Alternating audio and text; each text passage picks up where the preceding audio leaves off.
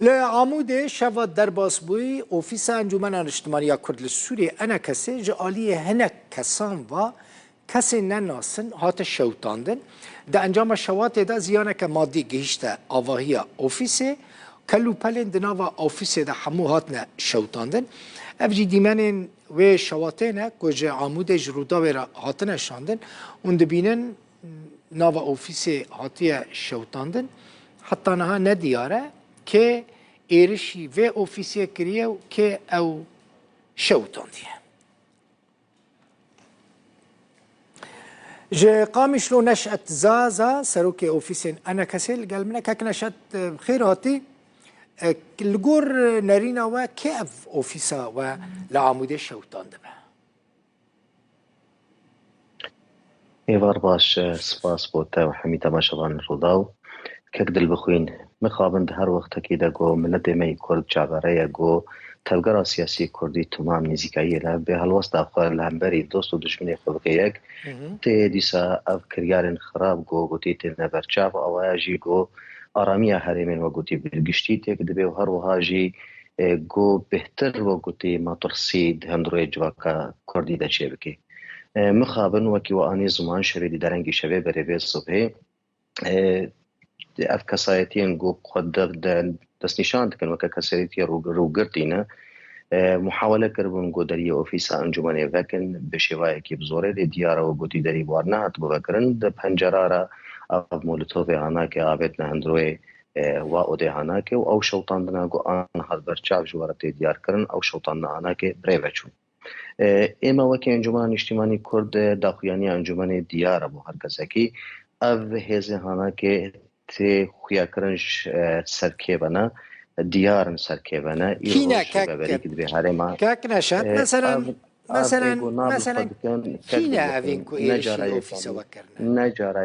نجارا يكمية وراستی گو ام دبیجن بشکل کی بشوای کی زلال گو جوانن بنابل خود کن جوان شورش گر لتن ناوی و اکار واج گل کی جدایا جوان و شورش گل کی دورن جبا کریار گو آنها براستی جی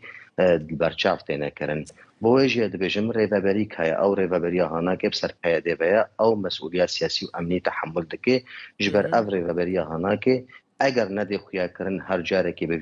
وی شوای گو اف کریارن خراب دبن ندی دیار کرن کاکینه بوچن افکار آنها که دوید تیوی ماتای آنها که گم به بیشن ابری ببری آنها که سیاسیان و امنیان فشلی تبی گوبری وینا که جیل سر آستا جوا که و پدوین خلقه کو تأمین ببيت سروي أصلا هناك يجي فشل آني بمعنى الجور برنسيب سياسي جرك أبري وبري هناك إيش خلق كي ربيجي از نكارم به هرم هناك بري وببم من نكاري بو قطيز آرامی بو هرم تشبكم من نكاري بو أسخوشي بو خلق به هرم أنا خلق ما بهتر وقطي روج کوچ بربونه سروي أصلا هناك جرك أبري وبري براسي أو خوش شرمزار بك بري جو انجمنان اجتماعي كرد جو شرمزار بك باشا هون بالريفابريا خسر كتن بيواندي وجريكر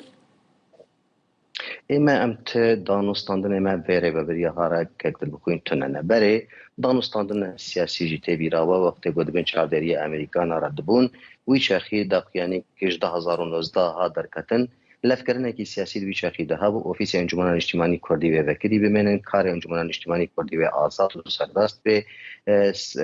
جواک سیاسی هنر کردستان سویدا و گوتی آزاد و سربست به مخابن پشتی گو او دانستاندن هانا که ویشی وای هانا که سکنین و او کسانتین گو قدیتن گارانتورج به مثلا هانا که رب تایبت امریکی گو او دانستاندن هانا که بریود بر واجینه که گوتی هلوستا قد به دربار هانا که دست که دانستاندن انجمن اجتماعی کردی و افری و بریا گو بسر پیاده و براستی همیجی سکنینش برویجی تدانستاندن ما حتى وكي بيراضي هناك تننا باشا كاك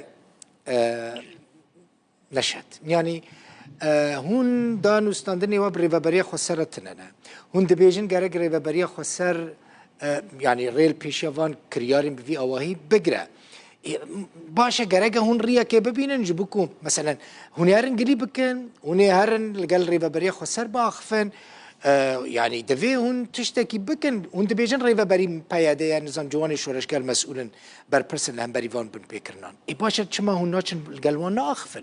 لسروان بالبيكر وقتکی که دل بخوین تو وقتکی جو وقتا دا ما تو قص شرکتی سیاسی چه بکنم به من شریک ویره و بریانه که دانستاندن ما هون دبن چابدریا ویره و بریه دبن چابدریا و گوتی او دانستاندن گوت دبن چابدریا امریکان را دبون دیس اوفیسی مدهاتن شوتاندن ویره و بریه جی کس نه تا گرتن دوی چه خیده گرته بیرا تا داخیانی کشه و بریه در جوه حسد قدر کتش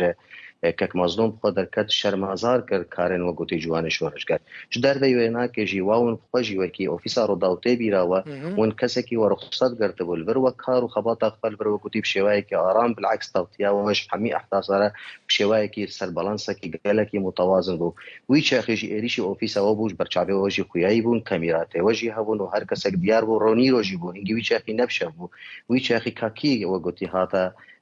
گرتن یا جهات محاسبه کردن السر بیش دبیجم اف کسایتین گووا کاری هانا کرد کن سر استا محاسبه رانه حقیقت دبیجم اگر ویری و بری هانا کد کاری بنا وا کسی هانا که محاسبت که نجرا کمیه اوایز زده دهجار بری وینا که اوفیس انجمن اوفیس سر پارتی سر انجمن و ده جاره هات نشوتان بو ویجی ادبیجم اف کسایتی هانا که حتی سر و بری رانه ایرو تگولشی بکی ما باشه دبن چابدریا وا کسی هانا کرد خلک ما اشکنجت دبن چابدریا وانا کرد ما يعني خو پیشندانه کر پار بو پیرار بو تبیراوی پیشندانه کل پیشیو انه بو لپیش چاوی دنیا تمامی واجوانه هانا که پر چاوی اسایش ایریشی خلق ما کر خلق ما دا او اسایش و کی جان عرب بجون ساکن نحرکاندن السر ویجی دبیجن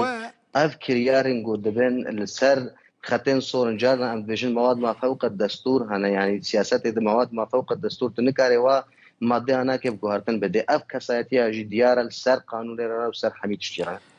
كاك نشأت كاميرا هبون نوچه جمراتي غريداي في اخفتناتي من خاص از پشتراست بكم راستي سدي سد نه پشتراستن ريبريا خسر دبيجن داخويانيك نزلنا جمتهي انا داخويانيك بلا فكريه الرئاسه المشتركه لشؤون الاحزاب السياسيه هف سروكتيه بارتيان سياسي حتى يك هي ودا ما ودا بالراستي از نه پشتراست بوم جبروي كي من نخواست از بلا بكم نهاجي يشتمن حفتي ما هي دركتي يعني ايرو دركتيه حمو زحمتنا بدكاري بارزم بدي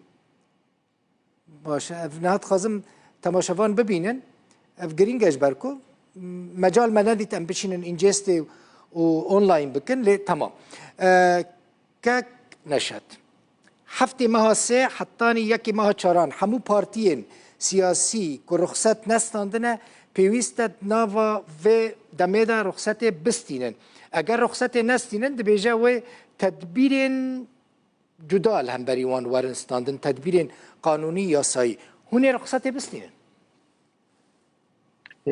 بریار ورگرتنا رخصت بلکی نب شخصی ما گردایه اف بریار گردایه انجمن اجتماعی گشتی و امین داریا و هی آوی ریاسی و سرویجی از نشم ببیجم والا امی رخصت گرن یا ناگرن اوای گردایه بریار کی سیاسی و انجمن سردرخه لیوکی از زانم برینها هولدان چیبوندی سجیگو انو پیاده گلک آستانگی درخستن انو اگر پارتی سر انجمن اجتماعی کرد و رخصت ورنگرن ده اوفیسی آبگرن وی چاریشته بیرا و موای 2 سالا اوفیس انجمن اجتماعی کردی گرتیمان پشتی او دانستاندن گو برعایت امریکانا چیبون وی چاخی اوفیس هات مذکرن سر ویجی ادبیجم وی چاخی داخیانی 2019 درکت گوتن انجمن اجتماعی کرد کار خود سربست نف حاجتی ورگرتنا رخصت یعنی اف بریار درکتیه کک نشد اف بریار کری و بری خسر درخستیه يعني جبوه در باسنا بتتخازي بيجن يعني هم بير رخصت هم دكارن كاري خبكن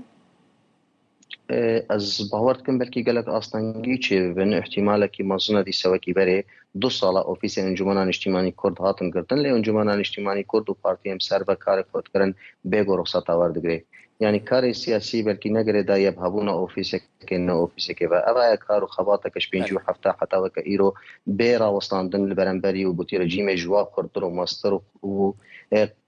قرطر جهاتنا اللي اكثر ويجي دبيجم تكستم افريار از نشم ببيجم والله ام رخصت يقرن يا ناقرن اب انجمن اجتماعي كردي بحاجتي رونشتنا كيا ودوي بريارك الفيل در حقها هنا كي بستني ايماجي وكو بارتين گوبسر انجمن و پابندن به بریارا گوش انجمن در کوي سروکات یا انجمن اجتماعي کرد مالا تاوا گالک سپاس نشأت زازا سروك اوفيسن انا كسي جي قامش لوب مرابي